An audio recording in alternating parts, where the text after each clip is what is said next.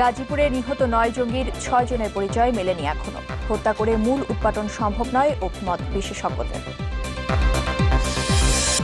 সৃজনশীল প্রশ্নে নম্বর বাড়ানোর সিদ্ধান্ত বহাল থাকবে, জানালেন শিক্ষামন্ত্রী। অভিভাবকদের আন্দোলনের সমালোচনা।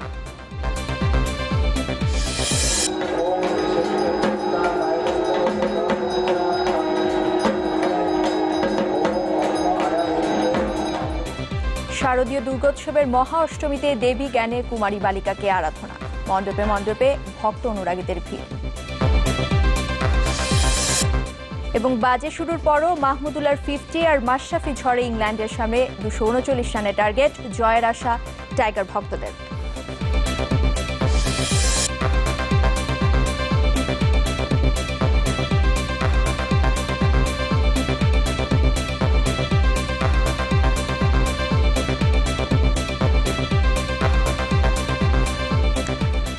দর্শক, আমন্ত্রণ নিউজ 24-এ শিরোনাম শুনছিলেন। পুরো খবরে আপনাদের সাথে আছি আমি ইসরাত আমিন এবং আমি Mohammad Imtiaz. RFL water pump, পানি দেবে, টেনশন নয়। একই দিনে একই এলাকায় দুটি অভিযান, নিহত 9 জঙ্গি। তবে এদের এখনো 6 জঙ্গির পরিচয় মেলেনি। শনিবারের এমন ঘটনায় এখনো উদ্বিগ্ন গাজীপুরের পাতারটেক আর হারিনাল এলাকার বাসিন্দারা। স্থানীয়রা হতবাক এই ভেবে যে এতদিন নিহত জঙ্গিরা ছিল তাদের আশেপাশে। এদিকে 9 জঙ্গি নিহত হওয়ার ঘটনায় অস্ত্র আইনে আলাদা দুটি মামলা হয়েছে। আজকে সকালে পুলিশ বাদী হয়ে জয়দেবপুর থানায় মামলাটি করে। শফিকুল ইসলাম সবুজ জানাবেন বিস্তারিত। আর ছবি তুলেছেন তুষার লস্কর। গাজীপুরের পাতারটেক এলাকার এই বাড়িতেই শনিবার পুলিশের কাউন্টার টেরোরিজম ইউনিটের অভিযানে নিহত হয় 7 জঙ্গি। 4 ইউনিটের দোতলায় বাসার যে ফ্ল্যাটে থাকতেন জঙ্গিরা, সেখানে জানালার কাঁচের এই চিহ্ন বলছে কি হয়েছিল এখানে। স্থানীয়রা জানান, বাড়ির মালিক সরোয়ার সরকার সৌদি প্রবাসী। তার ভাই ওসমান গনি দেখাশোনা করতেন বাড়িটি। এরই মধ্যে জিজ্ঞাসাবাদের জন্য আটক করা হয়েছে তাকে। পাতারটেক থেকে আধা কিলোমিটার দূরে হারিনাল পশ্চিমপাড়া লেবু বাগানের এই বাড়িতেও র্যাবের অভিযানে নিহত হয় 2 জঙ্গি। হতবাক চোখে আশপাশের বাসিন্দাদের দৃষ্টি এখন বাড়িটির দিকে। পুলিশ আর র্যাবের পৃথক অভিযানের পর এই অঞ্চলে এক ধরনের আতঙ্ক বিরাজ করছে। সপ্তাহের প্রথম কর্মদিবসে এই চিত্র হচ্ছে পাতারটেক এলাকার সবচেয়ে বড় বাজার। সকাল থেকে কিন্তু তেমন একটা চলাচল নেই জনমানুষের। উদ্বিগ্ন চোখে পত্রিকার পাতায় নিজেদের এলাকার ঘটে যাওয়া ঘটনার আদ্যোপান্ত জানার চেষ্টা স্থানীয়দের। গাজীপুর জেলা পুলিশ সুপার জানান, এরই মধ্যে মামলা হয়েছে এই ঘটনায়।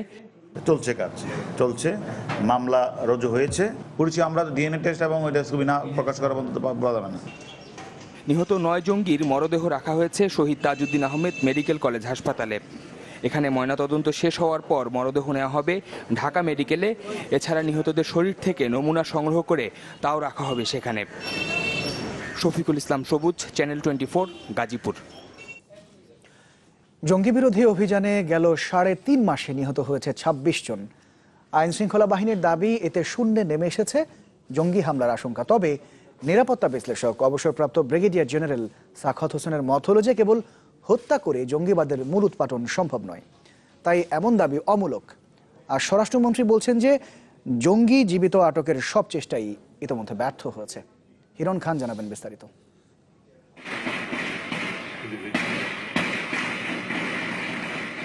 গুলশান হলি আর্টিজান এবং শোলাকিয়ায় ভয়াবহ হামলার পর সন্ত্রাস ও জঙ্গিবাদ দমনে কঠোর অবস্থান নেয় সরকার। তৎপর হয়ে ওঠে আইন শৃঙ্খলা বাহিনী। কল্যাণপুর, মিরপুর, নারায়ণগঞ্জ ও আজিমপুরে আলাদা অভিযানে নিহত হয় সন্দেহভাজন 14 জঙ্গি। এরই মাঝে শুক্রবার আইএসের নতুন সাময়িকীর বরাতে গণমাধ্যমের খবর, আরও হামলা চালানো হবে বাংলাদেশে।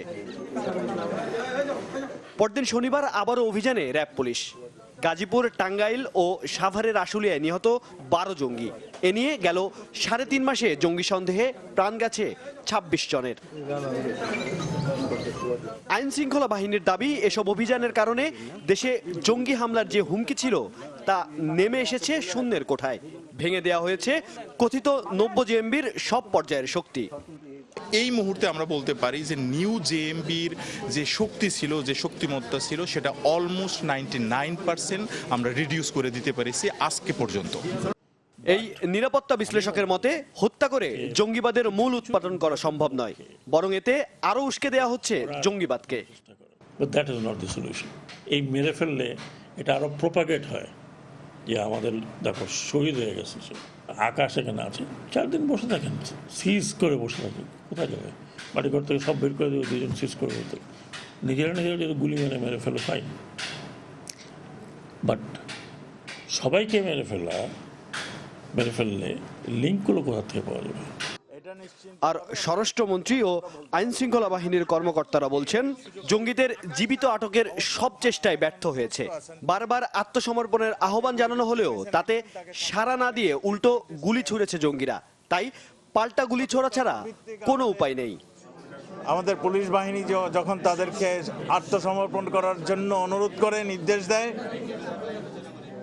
তারা আত্মসমর্পণ না করে তারা উপর্যুপরি গুলি বর্ষণ শুরু করে। তাদের অনেকের শরীরেও এই ধরনের বিস্ফোরক বাধা থাকে, সুতরাং এদের জীবিত ধরা অত্যন্ত কষ্টসাধ্য ব্যাপার, কিন্তু আমাদের প্রচেষ্টার কিন্তু কোনো অভাব থাকে না। কিন্তু নিরাপত্তা বিশ্লেষকরা বলছেন, বারবার একই ঘটনা ঘটায় অভিযান নিয়ে সাধারণ মানুষের মাঝে সৃষ্টি হচ্ছে মিশ্র প্রতিক্রিয়ার।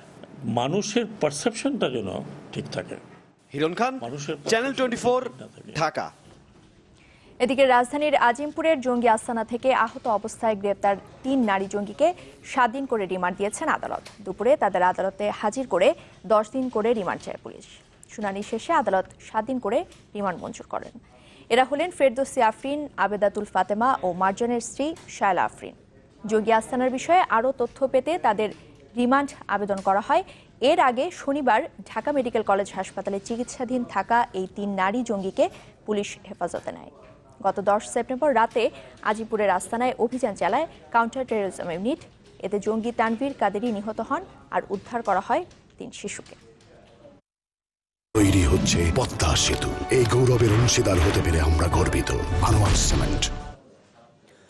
বহু নির্বাচনী প্রশ্ন এমসিকিউতে 10 নম্বর কমিয়ে তা সৃজনশীলে যোগ করার সিদ্ধান্ত পরিবর্তন করা হবে না। আজকে সকালে সচিবালয় শিক্ষাবিদদের সাথে বৈঠক শেষে এই তথ্য জানিয়েছেন শিক্ষামন্ত্রী নুরুল ইসলাম নাহিদ। তিনি বলেছেন, শিক্ষক শিক্ষাবিদদের সাথে আলোচনা করেই এই সিদ্ধান্ত নেওয়া হয়েছে। দাবি করেন, অভিভাবকরা না বুঝেই আন্দোলন করছেন।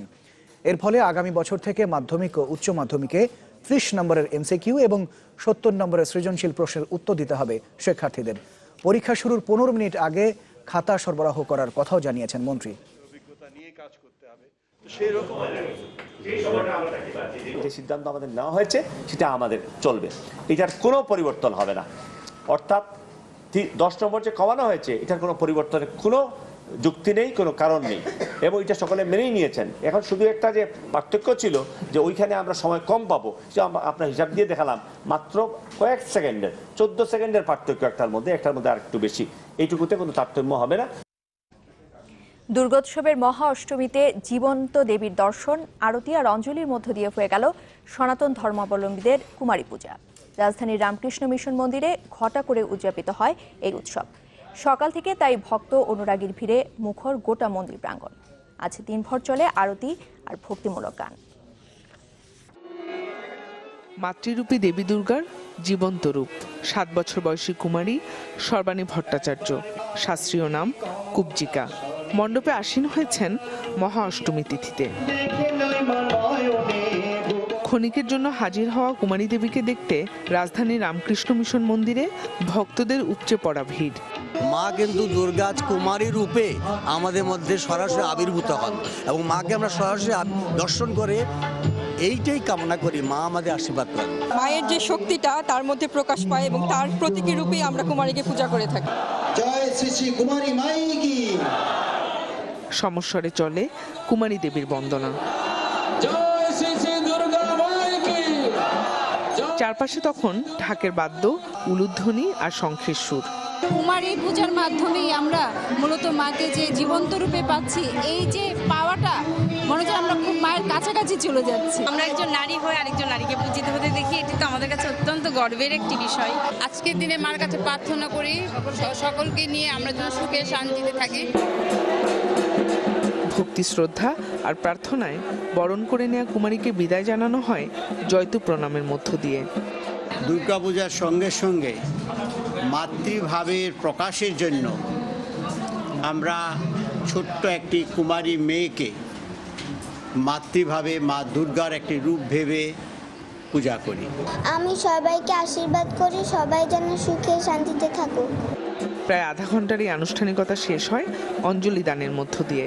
ত্রিনয়না দেবী দুর্গার বোধনের মধ্য দিয়ে শুরু হয় এই শারদীয় উৎসব শেষ হবে 11 অক্টোবর বিসর্জনের মধ্য দিয়ে। মহা অষ্টমীতে অনুষ্ঠিত হয় কুমারী পূজা। সনাতন ধর্মাবলম্বীরা বিশ্বাস করেন জগৎমাতা সব নারীর মাঝেই মাতৃরূপে আছেন। এই উপলব্ধি সবার মধ্যে জাগ্রত করতেই কুমারী পূজা অনুষ্ঠিত হয়। দেবী দুর্গা মাতৃভাবের প্রতীক আর কুমারী নারীর প্রতীক। কুমারীর মাঝে মাতৃভাব প্রতিষ্ঠা করতেই এ পূজা অনুষ্ঠিত হয়। জিনিয়া কবির সূচনা, চ্যানেল 24, ঢাকা। দর্শক, সারাদিন ব্যাপী দুর্গোৎসবের মহা অষ্টমীর খবরাখবর রাখছেন আমাদের সহকর্মীরা বিভিন্ন স্থানে। আমরা তাদের সাথে কথা বলার চেষ্টা করব। শুরুতে যাব ফরিদপুরে, সেখানে আছেন সহকর্মী জিএম মুস্তাফিজুল আলম। মুস্তাফিজ, আপনার কাছে জানতে চাই, পূজা মণ্ডপগুলোর ভক্ত দর্শনার্থীদের উৎসাহ উদ্দীপনা আপনি এখন কেমন দেখছেন? আর আমরা তো ইতিমধ্যে জেনেছি যে আরতি আর ভক্তিমূলক গান হয়ে গেছে, তো এখন কি চলছে আনুষ্ঠানিকতা?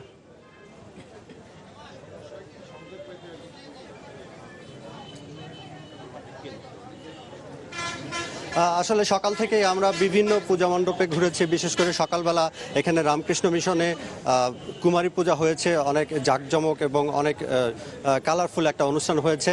তারপরে কিন্তু সর্বজনীন পূজা যেখানে যেসব মণ্ডপ রয়েছে সব মণ্ডপে আমরা প্রায় অনেকগুলো মণ্ডপে ঘুরেছি এবং দুপুরে কিছুটা রোদ ছিল এবং তখন আনুষ্ঠানিকতা তেমন ছিল না, যার কারণে মানুষের ভিড় খুব একটা কম ছিল।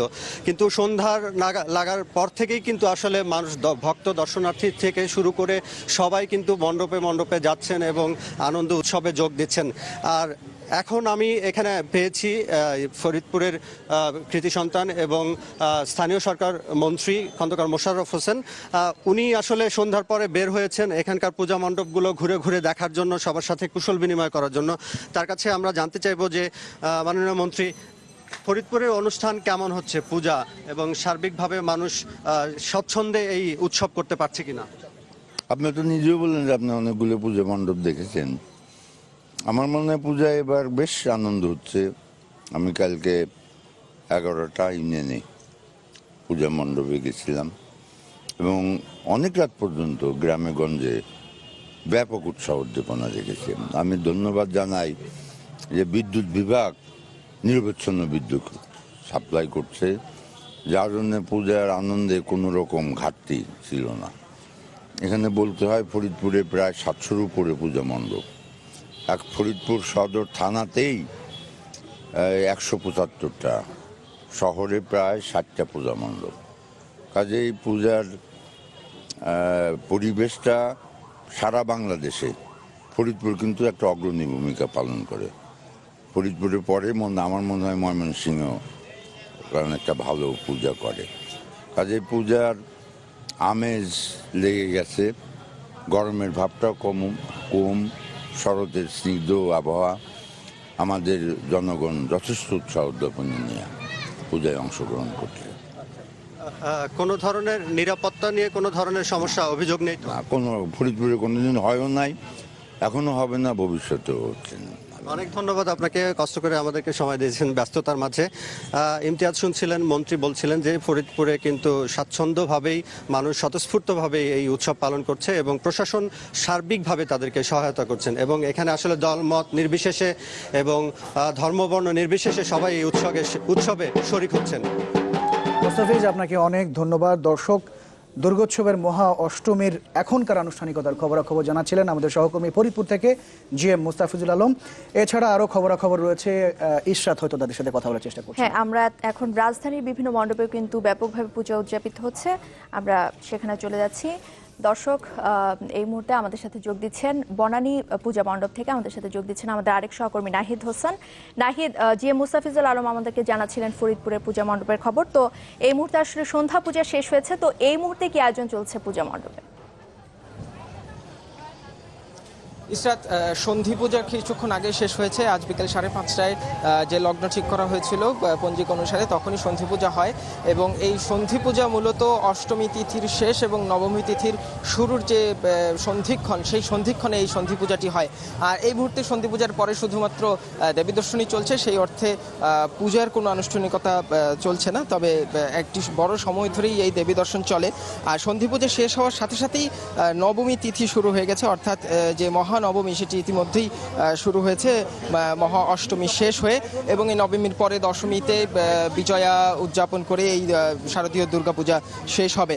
আর 5:30টায় যে যখন সন্ধি পূজাটা হয়, এই সন্ধি পুজো যেটি বললাম যে অষ্টমী তিথি এবং নবমী তিথির সন্ধিক্ষণে 48 মিনিট ধরে এই পুজোটি হয়। অষ্টমী তিথির শেষ 24 মিনিট এবং নবমী তিথির প্রথম 24 মিনিট। সেই 24-48 মিনিটে যেহেতু এটি দুটি তিথির সন্ধিক্ষণ, এজন্য এটিকে সন্ধি পূজা বলা হয়। সন্ধি শব্দটি মিলন অর্থে ব্যবহার করা হয় এবং আমাদের এখানকার যারা পণ্ডিত তাদের সাথে কথা বলেছিলাম, হিন্দু ধর্মে এই দুর্গাপূজায় বিশেষ করে, দুর্গাপূজা যেহেতু বাঙালি হিন্দুদের সবচেয়ে বড় উৎসব, তারা এই সন্ধি পুজোটাকে খুব গুরুত্ব দিয়ে দেখে এবং পুরাণ এবং অন্যান্য ধর্মগ্রন্থেও এই সন্ধি পুজোটাকে খুব গুরুত্ব সহকারে দেখা হয়েছে। এই সময়টাতে দেবী দুর্গাকে চামুণ্ডা দেবী হিসেবে পুজো করা হয় এবং বলা হয় এই সময়টিতেই দেবী দুর্গার মনে মায়া মমতা সব কিছু উবে যায় এবং সেজন্য তার দৃষ্টিতে প্রতিমার দৃষ্টিস্থলটিও খালি রাখা হয়। 108টি প্রদীপ এবং 108টি পদ্ম দিয়ে এই সন্ধি পুজোটি করা হয়। তো সেই সন্ধি পুজো শেষ হয়েছে এবং অষ্টমী শুরু হয়েছিল কুমারী পূজার মধ্য দিয়ে। তো সন্ধি পূজা যেহেতু শেষ হয়েছে, আমরা বলতেই পারি যে নবমী তিথি ইতিমধ্যেই শুরু হয়েছে এবং সেই নবমী তিথির অন্যান্য যে আনুষ্ঠানিকতা নিশ্চয়ই আপনাদেরকে ক্ষণে ক্ষণে আগামীকাল এবং দশমী পর্যন্ত দর্শকদের আমরা জানাবো। ইসরাত। নাহিদ, ধন্যবাদ আপনাকে। দর্শক, বনানী পূজা মণ্ডপ থেকে আমাদের সাথে যোগ দিয়েছিলেন আমাদের সহকর্মী নাহিদ হোসেন। এদিকে দুর্গাপূজার অষ্টমী উপলক্ষে মন্দিরে মন্দিরে চলছে ভক্ত অনুরাগীদের পূজা অর্চনা। মহা অষ্টমীতে সকালে ফরিদপুরের রামকৃষ্ণ মিশন আশ্রম পূজা মণ্ডপে কুমারী পূজার আয়োজন হয়। ভক্তদের দেবী দর্শনের পাশাপাশি কুমারী পূজায় উৎসব মুখর হয়ে ওঠে ফরিদপুরের রামকৃষ্ণ মিশন। এ সময় পূজা কমিটির নেতা জগদীশ চন্দ্র ঘোষ সহ বিভিন্ন পর্যায়ের নেতারা সেখানে উপস্থিত ছিলেন।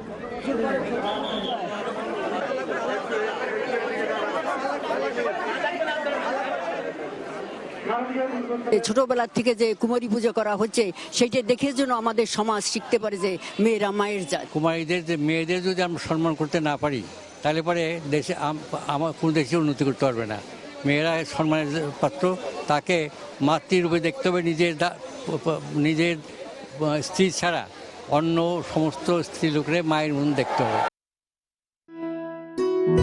টেকো নুডলস, সময়ে অসময়ে সব সময়। খেলার খবর, বাংলাদেশ ইংল্যান্ড সিরিজ প্রসঙ্গ। টিকে থাকার ম্যাচে মাহমুদুল্লাহর 50 আর মাশরাফি ঝড়ে ইংল্যান্ডকে 239 রানে টার্গেট দিয়েছে বাংলাদেশ। শেষ খবর পাওয়া পর্যন্ত সফরকারীদের সংগ্রহ 2 উইকেটে 21 রান। মিরপুর স্টেডিয়ামে টস হেরে ব্যাট করতে নেমে 39 রানে তামিম, ইমরুল ও সাব্বিরের উইকেট হারিয়ে চাপে পড়ে স্বাগতিকরা। চতুর্থ উইকেটে মাহমুদুল্লাহ ও মুশফিকুর রহিম গড়েন 50 রানের জুটি। 21 রানে আউট হবার আগে তৃতীয় বাংলাদেশি হিসেবে 4000 রানের মাইল ফলক স্পর্শ করেন মুশফিক। মাহমুদুল্লাহ 16তম 50-তে আউট হন 75। শেষ দিকে মাশরাফি ঝড় তোলেন 29 বলে 44 রানের ইনিংসে। শেষ 6 ও 2-4 আসে তার ব্যাট থেকে। প্রায় 1 বছর পর একাদশে ফিরে নাসির অপরাজিত থাকেন 27 রানে। প্রথম বলেই ইংলিশ ওপেনার জেসন রয়ের বিরুদ্ধে এলবিডব্লিউ জোরালো আবেদন করেছিলেন সাকিব আল হাসান। তবে জেমস ভিন্সকে ফিরিয়ে প্রথম আঘাত হানেন মাশরাফি। পরের ওভারে সাকিব ফেরান Ben ড্যাকেটকে। Last 10 one-day internationals was the score that Bangladesh got 200. দর্শক, এবারে আমরা মিরপুরে খেলার খবরাখবর জানতে চাই। সেখানে আছেন রিয়াসাদ আজিম, সরাসরি কথা বলার চেষ্টা করছি তার সাথে। রিয়াসাদ, প্রথম ওভার থেকে স্পিনার বল করছে, তো উইকেট কতটা টার্ন করছে আপনার কাছে জানতে চাই। আর 238 রান ডিফেন্ডেবল কিনা এটাও আপনার কাছে জানতে চাই। কি অবস্থা? আসলে ইমতিয়াজ, উইকেট কতটা টার্ন করছে সেই প্রশ্নের উত্তর আপনি দিয়েছেন। আপনি যখন বললেন যে প্রথম বলেই আসলে সাকিব আল হাসানের বলে অ্যাপিল হয়েছিল, তার মানে হচ্ছে ব্যাটসম্যানরা কিন্তু খুব একটা সুবিধা করতে পারছে না। এরই মধ্যে কিন্তু আরও একটি উইকেটের পতন হয়েছে আমি যতটুকু বুঝতে পারছি। আপনি জানেন আমি স্টেডিয়ামের বাইরে, কিন্তু স্টেডিয়ামের ভেতরের মানুষের যে কোলাহল, যে উৎসব, যে আমেজ, যে তাদের চিৎকার, হর্ষধ্বনি, সেটা শুনে মোটামুটি মনে হচ্ছে যে আরও একটি উইকেটের হয়তো পতন ঘটেছে। দ্বিতীয় বিষয় যেটি, সেটি হচ্ছে যে এই স্কোর স্কোরটি আসলে কতটুকু ডিফেন্ডেবল। বাংলাদেশ আসলে তাদের দিনে কিন্তু সবসময় আপনি দেখেন যে স্কোর আসলে কোনো ফ্যাক্টর হয় না। ইংল্যান্ডের এগেনস্টে যদি আমরা পারফরমেন্স বিবেচনা করি, বাংলাদেশ যে 3টি জয় পেয়েছে ইংল্যান্ডের এগেনস্টে, তার মধ্যে একটি হচ্ছে ব্রিস্টলে, এবং সেই ম্যাচে কিন্তু বাংলাদেশ করেছিল 236 রান, 231 রানে অল আউট হয়েছিল ইংল্যান্ড। অর্থাৎ 5 রানের যে জয় সেটি কিন্তু বাংলাদেশ পেয়েছিল আজকে যত স্কোর করেছে তার থেকেও কম স্কোর করে। তো সব কিছু মিলিয়ে কিন্তু আসলে স্কোর যে বাংলাদেশ স্কোর বোর্ডে রেখেছে 8 উইকেটে 238, আমার মনে হয় যে এই স্কোর রেখেও যদি বোলাররা তাদের কাজটুকু করতে পারেন এবং একই সাথে বাংলাদেশের ফিল্ডাররা তাদের প্রতি যদি একটু নামের প্রতি অবিচার করতে পারেন, সুবিচার করার কথা বলছি না এই কারণেই যে তাহলে ক্যাচ ছাড়তে হবে অনেক বেশি। ধারাবাহিকভাবে বাংলাদেশের ফিল্ডিং বাজে হচ্ছে বেশ কয়েকটা সিরিজ থেকে। তো এই জায়গায় আসলে ফিল্ডারদেরও একটা বড় ভূমিকা পালন করতে হবে, যেখানে বোলাররা ভালো বল করবেন এবং একই সাথে তাদের সাপোর্ট করবেন ফিল্ডাররা। আর তৃতীয় বিষয় যেটি গুরুত্বপূর্ণ সেটি হচ্ছে যে আজকে কিন্তু যে স্কোর হবার কথা ছিল, মাশরাফির যে আসলে ক্যামিও 29 বলে 44 রানের ইনিংস, সেটি কিন্তু আসলে বাংলাদেশ স্কোরটিকে 250-র কাছে নিয়ে যায়। সব কিছু মিলে এই মুহূর্তে যা ম্যাচের পরিস্থিতি, বাংলাদেশ যদি এই চাপটি অব্যাহত রাখতে পারে, আমার মনে হয় যে ম্যাচে আসলে ভালো একটা ফল আমরা আশা করতে পারি। ইমতিয়াজ। রিয়াসাত, আপনাকে অনেক ধন্যবাদ। আপনি ঠিকই বলেছেন, আমরাও ভালো প্রার্থনা করছি বাংলাদেশ হয়তো ভালো করবে। এর ফাঁকে জয়সন রয় 13 রান করে আউট হয়েছেন মাশরাফির বলে। বিরতি নিচ্ছি, এরপর থাকবে টাঙ্গাইলে ফারুক হত্যা মামলায় হাইকোর্টে জামিন মেলেনি এমপি রানার, আবেদন উত্থাপন না হওয়ার খারিজ।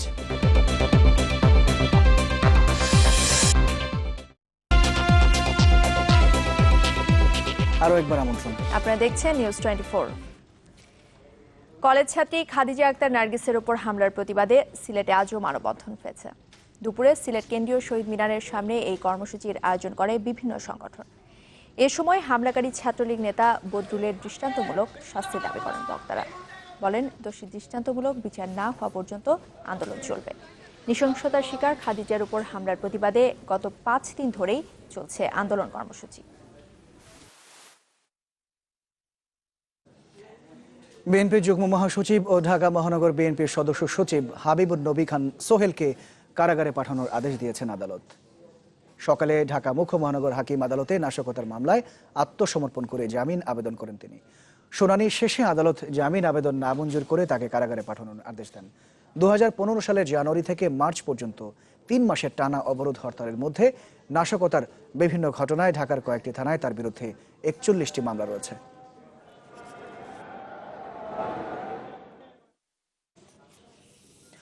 মুক্তিযোদ্ধা ফারুক আহমেদ হত্যা মামলায় এবার উচ্চ আদালতেও জামিন পেলেন না টাঙ্গাইল 3 আসনের আওয়ামী লীগের সংসদ সদস্য আমানুর রহমান খান রানা। জামিন আবেদন উত্থাপিত হয়নি মর্মে তা খারিজ করে দেন হাইকোর্টের অবকাশকালীন একটি বেঞ্চ। 2013 সালের 18 জানুয়ারি আওয়ামী লীগের টাঙ্গাইল জেলা কমিটির সদস্য ফারুক আহমেদকে গুলি করে হত্যা করা হয়। এই মামলায় চলতি বছরের 3 ফেব্রুয়ারি সংসদ সদস্য রানা ও তার 3 ভাই সহ 14 জনের বিরুদ্ধে আদালতে অভিযোগপত্র দেয় পুলিশ। গত 18 সেপ্টেম্বর আদালতে আত্মসমর্পণ করলে তাকে জেল হাজতে পাঠানোর আদেশ দেন বিচারক। 26 সেপ্টেম্বর টাঙ্গাইলের অতিরিক্ত জেলা ও দায়রা জজ আদালতে জামিন আবেদন করলে তাও নাকচ করে দেন বিচারক। যথাযথ নীতিকৌশল ও কার্যকর পদক্ষেপ নেওয়া হলে চীনের সাথে বাংলাদেশের বাণিজ্য ঘাটতি কমিয়ে আনা সম্ভব। একই সাথে দেশটি বছরে যা বিনিয়োগ করে তার 1% আনা গেলেও এর ইতিবাচক প্রভাব পড়বে দেশের সার্বিক অর্থনীতিতে। অর্থনৈতিক রিপোর্টারদের সংগঠন ERF আয়োজিত সেমিনারে তারা এসব মন্তব্য করেন অর্থনীতিবিদ ও বিশ্লেষকরা। বাণিজ্যমন্ত্রী জানালেন, সেই লক্ষ্যেই কাজ করছে তার সরকার। চীন বিশ্ব অর্থনীতির নেতৃত্বদানকারী দেশটির জিডিপির আকার প্রায় 11 ট্রিলিয়ন মার্কিন ডলার। বাংলাদেশের চেয়ে যা অন্তত 37 গুণ বেশি। বছরে আমদানি রপ্তানির আকার 4.25 ট্রিলিয়ন ডলার। বিশাল এই বাজারে বাংলাদেশের রপ্তানিটা নামমাত্রই বলা যায়, মাত্র 804 মিলিয়ন মার্কিন ডলার বা 0.05%, যেখানে চীন বাংলাদেশে রপ্তানি করছে প্রায় 14 বিলিয়ন মার্কিন ডলারের পণ্য। তবে সুযোগ আছে বাংলাদেশের সাথে চীনের দ্বিপাক্ষিক বাণিজ্যের এই ঘাটতি কমিয়ে আনার। বাংলাদেশ চীনের বন্ধুত্ব, প্রাপ্তি ও প্রত্যাশা বিষয়ক এই সেমিনারে বক্তারা বলেন, চীন প্রতি বছর যে বিনিয়োগ করে তার অন্তত 1/2 দখলের লক্ষ্য নিয়ে এগুতে হবে বাংলাদেশকে। 800 মিলিয়ন ডলার বলছি আমরা এক্সপোর্ট করছি চায়নাকে। এটাকে যদি আমরা টার্গেট রাখি যে নেক্সট ইয়ার আমি এটা 1.2 বিলিয়ন করবো, নেক্সট ইয়ারে এইভাবে যদি টার্গেট সেট করে এবং কোথায় কোথায় এক্সপোর্টাররা নিয়ে যেতে পারে তাদের সাথে আলাপ করে এবং চায়নার সাথে সেভাবে যে ডিসকাশন হয় আমি মনে করি that will B a major opportunity. চীনের বিনিয়োগকে আকৃষ্ট করার জন্য চীনের যে ডাইভার্সিফাইড ইনভেস্টমেন্ট বেস এটিকে যদি আকৃষ্ট করতে চাই তাহলে কিভাবে তাদেরকে প্রমোশন করা যায়, প্রোটেক্ট করা যায়, ফ্যাসিলিটেট করা যায় বা লিবারালাইজ করা যায় ইনভেস্টমেন্ট রেজিম চীনের সাথে, সেটিকে আমরা ভাবতে পারি। অনুষ্ঠানে সাবেক শিল্পমন্ত্রী দিলীপ বড়ুয়া জোর দেন ব্লু ইকোনমির উপর। বলেন বিনিয়োগের জন্য কেবল চুক্তি সই নয়, বাস্তবায়ন জোরদার করতে হবে। আর বাণিজ্যমন্ত্রী বলেন চীনের সাথে বাংলাদেশের সম্পর্ক এখন অন্য উচ্চতায়, তাই শিগগিরই বাংলাদেশের রপ্তানি $2 বিলিয়ন উন্নীত করতে কাজ করছে সরকার। এই মুহূর্তে চীনে আমাদের যে ঘাটতি more than near about $8 billion, $9 billion, কিন্তু আমাদের রপ্তানি কিন্তু আমি এই যে হিসাব নিলাম যে জুলাই, আগস্ট, সেপ্টেম্বর এই 3 মাসে আমাদের 25% গ্রোথ হয়েছে। আমরা আশা করি খুব তাড়াতাড়ি আমরা বিলিয়ন ছাড়িয়ে যাব এবং আমাদের আগামী 2-3 বছরে আমাদের চায়নাতে আমাদের $2 বিলিয়ন মতো আমরা রপ্তানি করতে সক্ষম হব। আমাদের সমুদ্রে যে অধিকার প্রতিষ্ঠিত হয়েছে সেই জন্য মনে হয় চীনের উচিত আজকে ব্লু ইকোনমির উপর যে গুরুত্ব দেওয়া এবং সরকারের পক্ষ থেকে সেটাকে আরো অগ্রসর করে নিয়ে যাওয়ার জন্য উচিত বলে আমি মনে করি। বক্তারা বলেন গত বছর চীন বৈদেশিক বিনিয়োগ করেছে $187 বিলিয়ন, তাই বাংলাদেশের অপার সুযোগ রয়েছে সেই বিনিয়োগ আকৃষ্ট করার। বাবু কামরুজ্জামান, চ্যানেল 24, ঢাকা। সময় হলো আরেকটা বিরতির। যখন ফিরছি তখন থাকছে আগামী সপ্তাহ থেকে ঢাকা, চট্টগ্রাম ও খুলনায় খোলা বাজারে 15 টাকা কেজি দরে চাল বিক্রি, জানালেন খাদ্যমন্ত্রী।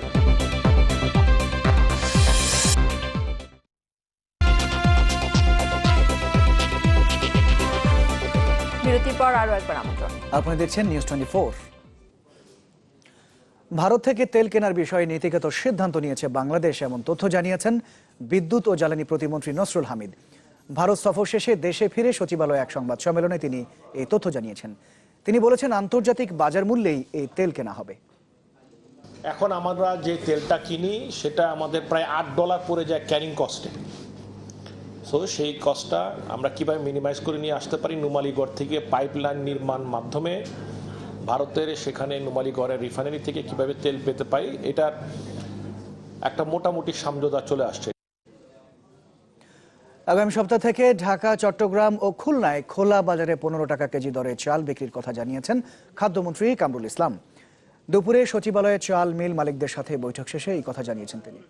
মন্ত্রী আশা করেন চালের বাজার স্থিতিশীল হবে 1 সপ্তাহের মধ্যেই। 31 অক্টোবরের মধ্যে 1,40,000 টন চাল সরবরাহে সরকার। বলেন যারা চুক্তি অনুযায়ী চাল সরবরাহ করতে পারবে না তাদের কালো তালিকাভুক্ত করা হবে। পার্বত্য ভূমি বিরোধ নিষ্পত্তি কমিশন সংশোধিত আইন নিয়ে মিশ্র প্রতিক্রিয়া দেখা দিয়েছে পাহাড়ে। ক্ষুদ্র নৃগোষ্ঠীর মানুষেরা আইনটিকে স্বাগত জানালেও উদ্বেগ প্রকাশ করেছে পাহাড়ে বসবাসরত বাঙালিরা। তাদের আশঙ্কা এর মাধ্যমে ভূমির অধিকার বঞ্চিত হবে বাঙালিরা, তাই আইনটি বাস্তবায়ন প্রতিহতের ঘোষণা দিয়েছে তারা। তবে এটি দ্রুত বাস্তবায়নের দাবি জানিয়েছে বিভিন্ন জাতিসত্তার প্রতিনিধিরা। চট্টগ্রাম ভূমি বিরোধ নিষ্পত্তি কমিশন সংশোধন বিল 2016 অবিলম্বে বিবেচনার জন্য গৃহীত হলো। পক্ষে বিপক্ষে আলোচনার মধ্যেই গেল 6 অক্টোবর জাতীয় সংসদে পাশ হয়েছে পার্বত্য চট্টগ্রাম ভূমি বিরোধ নিষ্পত্তি কমিশন সংশোধন আইন। এর ফলে পুরনো ক্ষমতা কমেছে কমিশন চেয়ারম্যানের, পরিবর্তন এসেছে জাতিসত্তার প্রতিনিধিত্বে। এই আইন পাশের ফলে পাহাড়ের দীর্ঘদিন ধরে চলে আসা ভূমি বিরোধের নিরসন হবে বলে মনে করছেন ক্ষুদ্র নৃগোষ্ঠীর প্রতিনিধিরা। তবে আইনটি আবারও প্রত্যাখ্যান করেছে বাঙালি সংগঠনগুলো। সরকার দ্রুততম সময়ের মধ্যে এটা সংসদে পাশ করেছে, এটা অত্যন্ত একটা ইতিবাচক ঘটনা এবং আমি পার্বত্য চট্টগ্রামের একজন নাগরিক হিসেবে আমি সরকারকে এটা সাধুবাদ জানাই। সংবিধান পরিপন্থী, বাঙালিদের অধিকার পরিপন্থী ভূমি বিরোধ নিষ্পত্তি কমিশন সংসদে অনুমোদন করা হলো। এই ভূমি বিরোধ নিষ্পত্তি কমিশনের মূল ঘটনা হলো পার্বত্য চট্টগ্রাম থেকে বাঙালি থেকে উচ্ছেদ করে আলাদা একটা রাষ্ট্রে পরিণত করা। বাঙালিদের আশঙ্কা এই আইন বাস্তবায়ন হলে অশান্তি বাড়বে পাহাড়ে, তাই এটির বাস্তবায়ন ঠেকানোর কথা বলছেন তারা। তবে এটি দ্রুত কার্যকরের তাগিদ দিয়েছেন ক্ষুদ্র নৃগোষ্ঠীর প্রতিনিধিরা।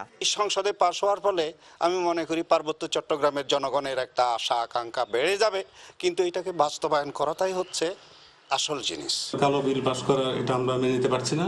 পার্বত্য এলাকার জনগণ এটা রুখে দাঁড়াবে এবং যে কোনো মূল্যে আমরা এই ভূমি নিষ্পত্তি কমিশনের কার্যক্রমকে আমরা যে কোনো মূল্যে আমরা প্রতিহত করব।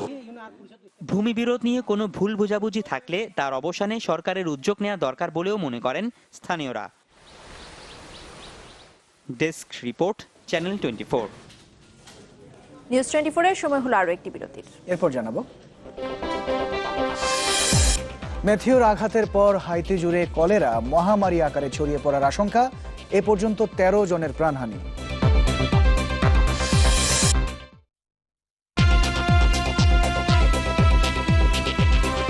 আপনারা দেখছেন নিউজ 24।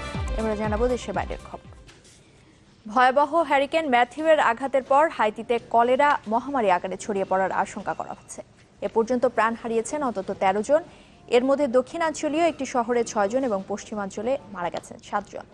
ঝড় ও বন্যায় পানি দূষিত হয়ে এই রোগ ছড়াচ্ছে বলে জানিয়েছে দেশটির স্বাস্থ্য মন্ত্রণালয়। এদিকে ম্যাথিউর আঘাতে নিহতদের স্মরণে হাইতিতে পালিত হচ্ছে 3 দিনের রাষ্ট্রীয় শোক। কর্তৃপক্ষ জানিয়েছে হারিকেন আঘাতের 3 দিন পেরিয়ে গেলেও বেশ কিছু দুর্গম এলাকায় এখনও ত্রাণ পৌঁছানো সম্ভব হয়নি। ম্যাথিউর আঘাতে হাইতিতে প্রাণ হারায় প্রায় 900 জন। এদিকে যুক্তরাষ্ট্রে অন্তত 11 জনের প্রাণ নিয়েছে হ্যারিকেন ম্যাথিউ।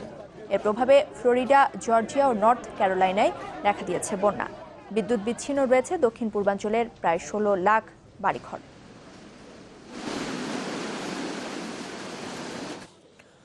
ভারতের উত্তরপ্রদেশে বহুজন সমাজ পার্টির প্রধান মায়াবতীর শোভাযাত্রায় পদদলিত হয়ে মারা গেছেন অন্তত 2 জন, আহত হয়েছেন 28 জন। এই ঘটনায় 15 শিশু সহ নিখোঁজ রয়েছে অনেকেই।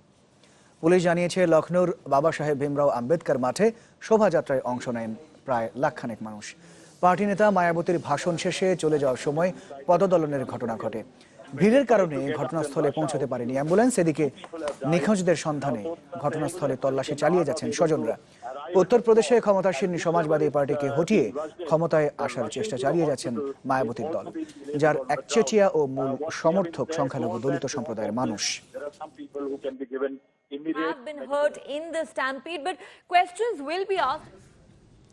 নারীদের নিয়ে মন্তব্য করে এবার নিজের দলেই সমর্থন হারাচ্ছেন মার্কিন প্রেসিডেন্ট নির্বাচনে রিপাবলিকান প্রার্থী ডোনাল্ড ট্রাম্প।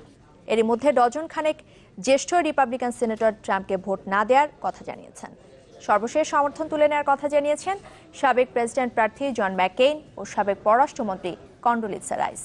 ম্যাককেইন বলেন, নারীদের নিয়ে ট্রাম্প বিরূপ মন্তব্য করায় শর্ত সাপেক্ষে সমর্থনেরও অযোগ্য তিনি। এদিকে নিউ হ্যাম্পশায়ারের সিনেটর এড কেলি বলেন, যে নারীদের অপমান আর আঘাত করে তাকে সমর্থন দিতে পারে না তিনি।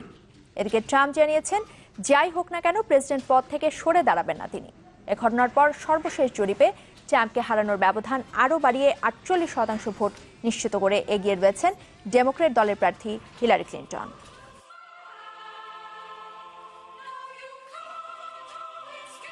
দর্শক, শেষ করব নিউজ 24। যাবার আগে শিরোনামগুলো জানাচ্ছি আরেকবার।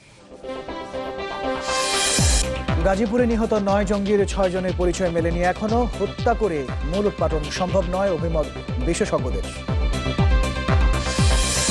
সৃজনশীল প্রশ্নে নম্বর বাড়ানোর সিদ্ধান্ত বহাল থাকবে জানিয়েছেন শিক্ষামন্ত্রী। অভিভাবকদের আন্দোলনের সমালোচনা।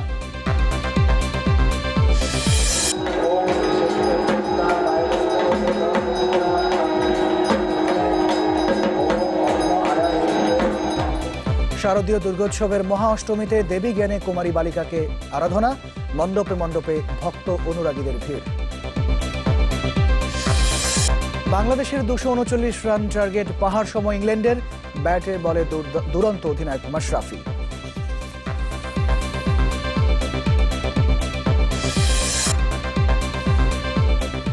দর্শক, এই ছিল নিউজ 24-এ।